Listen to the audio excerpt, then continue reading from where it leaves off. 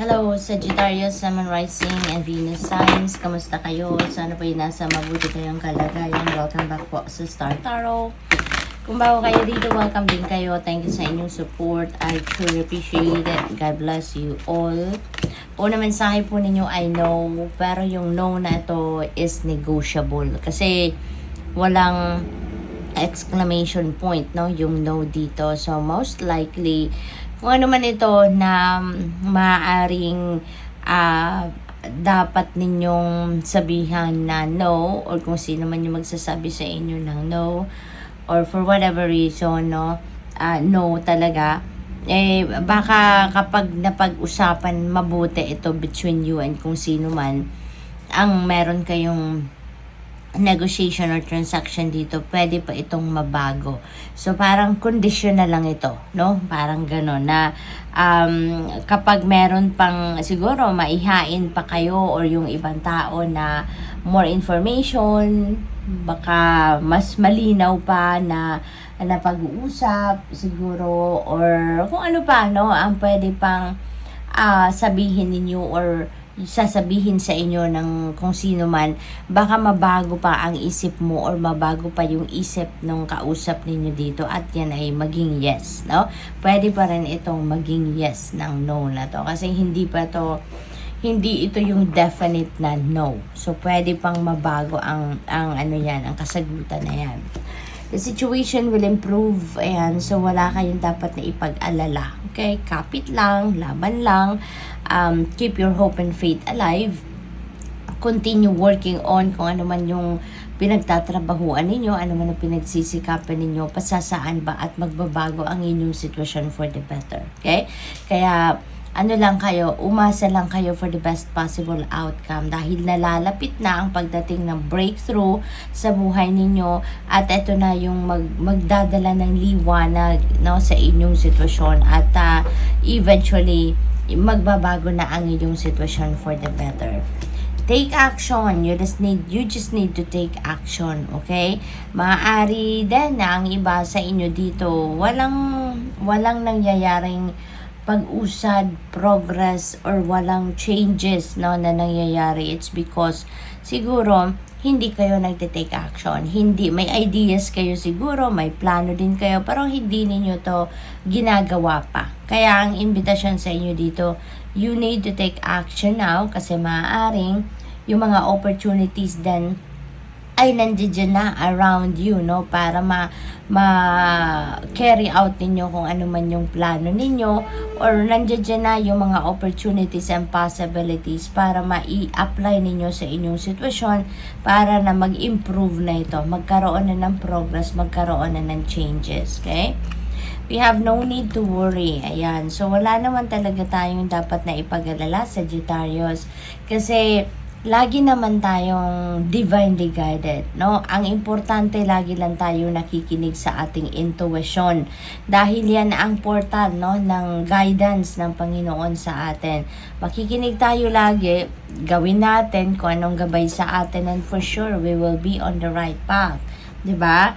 Kaya wala kayong dapat na ipag-alala. Just keep your hope and faith alive. At kung sa tingin ninyo mabigat, talagang nahihirapan kayo, then wag kayong mag-alala, bagkus i-offer ninyo yan sa Panginoon. Lift it all up to God and to the rest of your spirit team, kung ano man yung worries ninyo, ano man yung concerns ninyo, and allow God, no, to do to rescue you, kumbaga, no? Kasi the more na mag-worry kayo, the more na mag-a-attract kayo ng mga bagay pa na sa buhay ninyo na mas lalo pa ninyong ikaka-worry, no? Always remember that law of attraction is always at play, di ba? Kung ano yung energy na pinuput out ninyo into the universe, yan ang imamatch ng universe sa inyo. Kaya, if you're worrying, mas lalo bang bibigyan kayo, mas lalo pa kayong magkakaroon ng mga bagay or sitwasyon sa buhay na mas ikaka-worry nyo pa. Kaya, let it go. Okay? What else? We have forgiveness. Ayan, merong pagpapatawa dito na magaganap. For some of you, Sagittarius, maaaring meron na kayong papatawarin. Maaari din na willing na din kayo or maglalakas na din kayo ng loob na kayo din yung humingi ng kapatawaran. So, maaaring ganun ang ganap dyan. We have asked your angels. Ayan. So, sabi ko sa'yo, lift it all up to God and to the rest of your spirit team. So, ngayon, maghingi kayo ng tulong, no? Ask for your angels' help. 'Di ba? Kasi, nandiyan lang sila lagi. They are just waiting for us to call them. They're just waiting for us na humingi tayo ng tulong, sabihin natin ang mga concerns natin sa kanila, and for sure nandiyan sila para i-rescue tayo, para tulungan tayo, 'di ba? Kaya wag kayong mag-atubiling humingi ng tulong, no? Lalong-lalo na dito sa inyong mga angels. There's something better. Ayan, there is something better. Kaya kung meron man kayong pinagkakaabalahan sa ngayon, no? Maybe you are focusing on something, pero alam ninyo, no, na hindi nagkakaroon ng pag-usad, improvement, progress. Walang mga ganong nangyayari at maaaring naiinis na kayo, maaaring kini-question nyo na ang sitwasyon. Bakit? Ang dami ko nang ginawa, ang dami ko ng effort na binuhos dito, pero bakit hindi nagkakaroon ng magandang resulta? Walang progress, walang kahit ano pa man, ano? And that could be a sign for you, Sagittarius, na it's about time na for you to change direction, because there is something better than that, no? There is something better na dapat mong pag-focusan at dapat ninyong pagbigyan ng oras, panahon, atensyon. At saka baka ang iba din sa inyo dito, no? Baka nag-fail na talaga, baka ang iba sa inyo nandoon na talaga sa point na yung parang denied na kayo, no, of whatever it is na gusto ninyong makuha, 'di ba? That's already a sign na tama na, hindi yan ang para sa iyo, 'di ba? Hindi yan ang para sa iyo. Otherwise, if it's meant for you, it will be smooth sailing, 'di ba? Walang makakasagabal, walang makaka-block diyan sa inyo if that is really meant for you. Pero kung sa paulit-ulit na, alam na ninyong black na talaga kayo, denied na talaga kayo, wag nyo nang ipilit yan, because tulad na nga ng sabi sa inyo ng angels ninyo ngayon, there is something better, diba? There is something better na naghihintay sa iyo, or there's something better that the divine universe is brewing for you, okay? What else? We have get more information. Ayan, so siguro related din ito dito sa worry.